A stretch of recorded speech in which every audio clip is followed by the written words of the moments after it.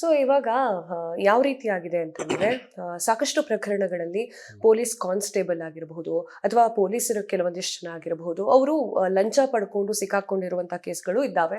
7 ಕೋಟಿ ದರೋಡೆ ಆಯ್ತು ATM ವ್ಯಾನ್ ಅಲ್ಲಿ. ಸೊ ಅಲ್ಲಿ ಒಂದು ಕಾನ್ಸ್ಟೇಬಲ್ ಸಿಕ್ಕಾಕೊಂಡಿದ್ರು. ಇಲ್ಲಿ ಪ್ರಶ್ನೆ ಏನ್ ಬರುತ್ತೆ ಅಂತಂದ್ರೆ ಜನಸಾಮಾನ್ಯರಿಗೆ ಹೇಗ್ ನಾವು ನಂಬಲಿ ಎನ್ನುವಂತಹ ಪ್ರಶ್ನೆ ಬರುತ್ತೆ.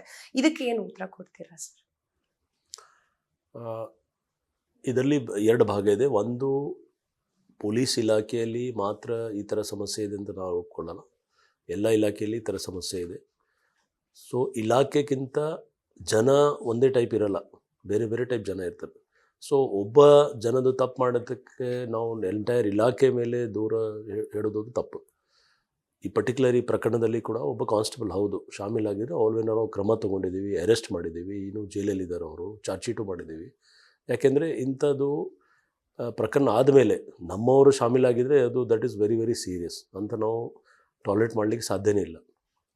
ಸೊ ಇಂಟೈರ್ 25,000 ಒಂದು 25,000 ನಮ್ಮದು ಫೋರ್ಸ್ ಸ್ಟ್ರೆಂತ್ ಇದೆ.